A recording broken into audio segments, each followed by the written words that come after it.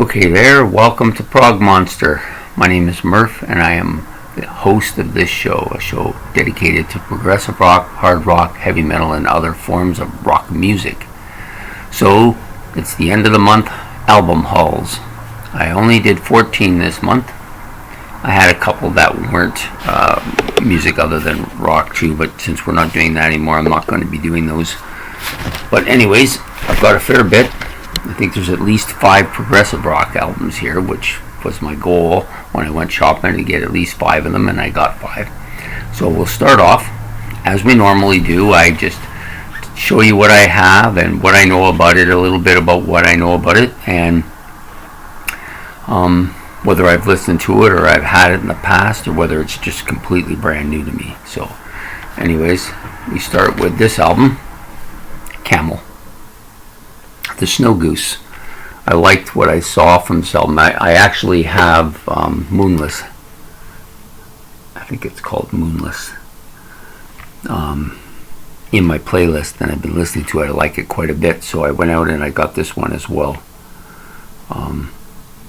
Looks pretty good. Quite a few tracks on here, like 16 plus bonus tracks, so about almost 21 songs on this.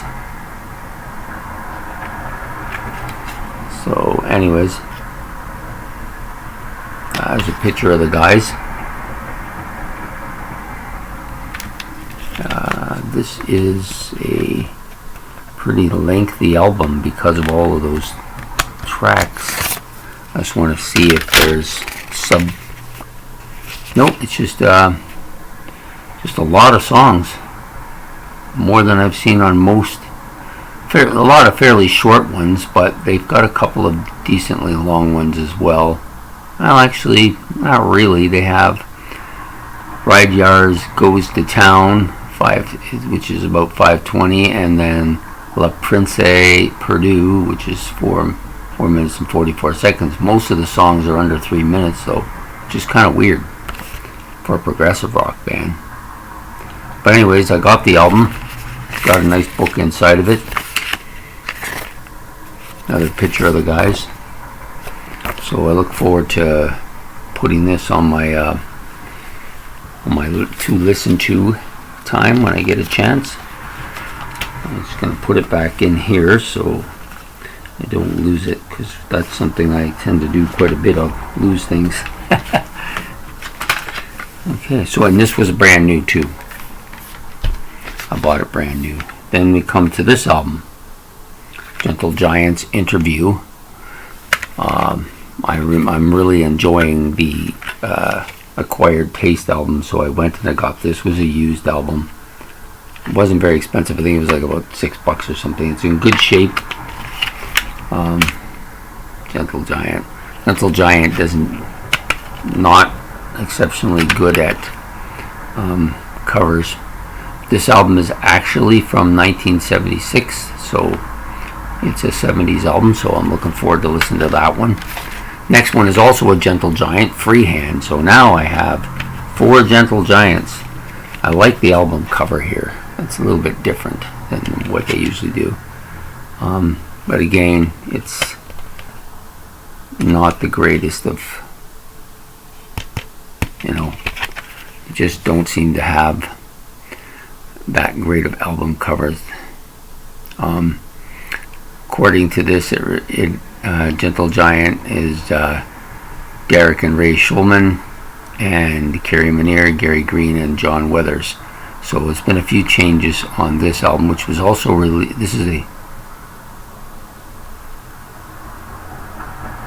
This was previously unreleased track here at the back. I think that's what it means. Anyways, this album is from 1975, so it comes out a year before this one. So I'm looking forward to listening to both of those as well. Sorry, this one didn't get cleaned up as well as I hoped. Got this next. Jethro Tull A. I've heard mixed things about this album. Some say it's really good, some say it's very different. But it's a Jethro Tull album, so it'll get plenty of listening to, I'm sure. Ian Anderson, Martin Barr, David Pegg, Mark Cranley on drums. So typical cover for Jethro Tull album. So that one will be getting played quite a bit too. This one I've already listened to once. I like it much better than Piper at the Gates of Dawn, which was a very poppy album with some psychedelic parts to it. This one is a very psychedelic album with some poppy parts to it, in my opinion. This is a much better album. There's lots of really good instrumentation, more than you usually find on these type of albums. Anyways, I like the art quite a bit. I think this is their second album. I'm pretty sure this is their second album. It doesn't give a date on here when it was released, but I think it was from '68. I could be wrong, but that's what I think. Anyways, Saucer Full of Secrets is the name of this album from Pink Floyd. I've already listened to it once and I like it quite a bit. It doesn't really have what we've come to know as that Pink Floyd sound yet, but it's much more psychedelic than the first album, and therefore I like it quite a bit more. Now we're going to move into the hard rock realm. I got 3 hard rock albums. I've listened to all 3 of them already. Wow. This one is good. I like it a lot. It's another one of the black and white albums from Blue Oyster Cult. This is their debut album from 1972. Again, the 10 songs that came on the album originally. I love that second song on the album, I Am a Lamb, But I Ain't No Sheep. You always got these kind of strange lyrics. And then there's 4 bonus tracks at the end too, all demos. So looking forward to that. I like the artwork on a lot of the Blue Oyster Cult stuff. It's different. They're a very different band. They're really hard to peg down as to what their sound is. But yeah, pretty neat album. I'll be putting this in the playlist again, probably, once Secret Treaties or Mystery and Mutation is done. I got so many of them now. I enjoy this band a lot. They're starting to become one of my top bands. This one I played in my last week's Friday Night Live experience. Deep Purple, Made in Japan. Sorry, I'm covering it up. Really good album. Definitely probably going to make my top 10 live albums that I'm doing this week. I'm pretty sure it will. Can't imagine it not, even though I haven't listened to it as much as some of the others, but I like it a lot.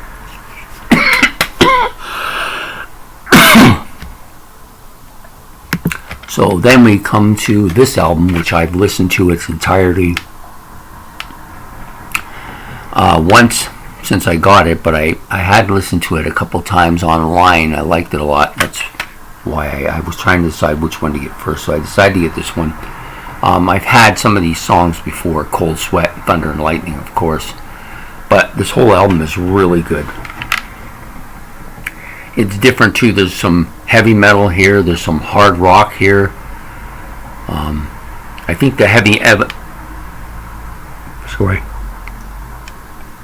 metal element comes from John Sykes' guitar playing, and that shouldn't surprise me. He's a pretty metal sounding guitarist. Anyways, I've listened to it already once or 2 or 3 times now. I really like it. Definitely bound for the playlist. Then we get to the one heavy metal album, Black Sabbath Mob Rules, an album I owned in vinyl and then in cassette, and eventually I now have it in CD. Such a good album. I forgot how good this is. Like some really good tracks here.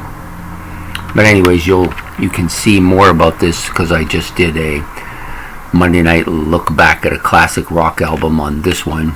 It wasn't actually supposed to be the one I did, but it ended up being the one I did for that night. So yeah, really cool. It's not a masterpiece yet, but it probably will end up that way. Now we get to some of the more poppy stuff. I got a couple of pop albums here. This one, which I've listened to in its entirety already now. It's your standard pop love song Beatles, but with that Beatle energy that they have. I like this album a lot. The album itself isn't in great, the disc itself isn't in great shape. I normally don't buy CDs that aren't in really good shape. This one's got a little bit of stuff on it that I don't really like, but not an easy album to get, so I took it anyways. Yeah. Words and Music by McCartney and Lennon. Gee, who are those guys? Okay, anyways, that's the Beatle one. Then I got this for 50 cents at a yard sale. I don't own it. I may not ever listen to it. I'm not even sure. There are some decent stuff on here. Stuff I've heard before, but I haven't listened to the album yet. So it'll probably go in my YouTube collection. I've got probably about 6 or 7 other albums, but I hardly ever listen to them. They were a fairly big band for me in the 90s, but I got kind of turned off by them in quite a big way, so I don't listen to them much. Okay, so then the last 3 are all Eric Clapton. All less than $1. That's why I took them. This one is a double disc. It's got 2 discs in it. It's called Clapton Live on Tour, so it's a live album. I haven't listened to it yet. Does have some of his classic stuff from Cream, like Sunshine of Your Love. That's on here. Also Cocaine is on here. Layla's on here, so might be an interesting live feed. I've not listened to him live before. I kind of like the album cover. It looks kind of different. Here it is. It's an old style thing, right? Then I also got this one from him, From the Cradle. Hard to say what this is about. It says Blues Before Sunrise, so this is probably going to be, I listened to one of his albums that I'd had in my list, not listened to yet albums today. Very bluesy, extremely bluesy, so this is probably going to be more of that same thing. And then the last one is Eric Clapton, and I bought this because I like the album cover quite a bit. I don't know anything about this album either. A little bit later than this one, like 4 years later. I don't see the date on this one.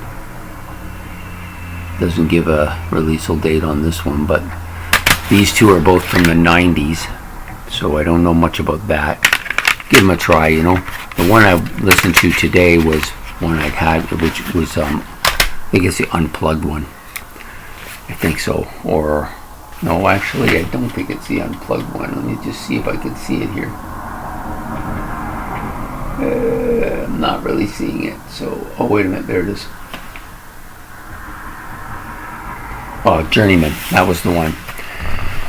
That was the one I listened to today. The other one was the unplugged one, which I also listened to a while ago. It's not bad stuff. Like, it's okay if you just want some kind of background music that's a little bit guitar oriented.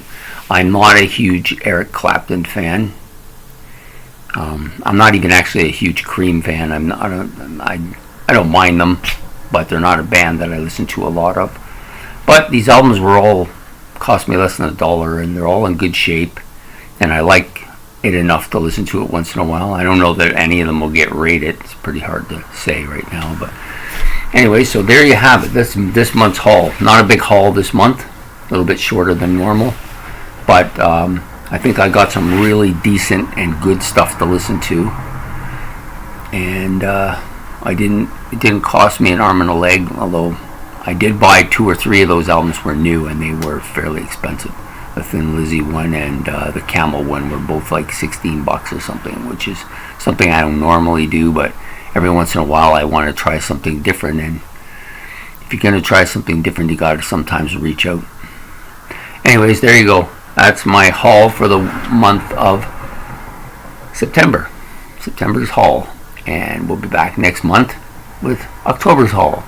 So anyways, I hope you enjoy this video. If you did, please like, subscribe, and we'll be talking to you later. So have a good day. Bye.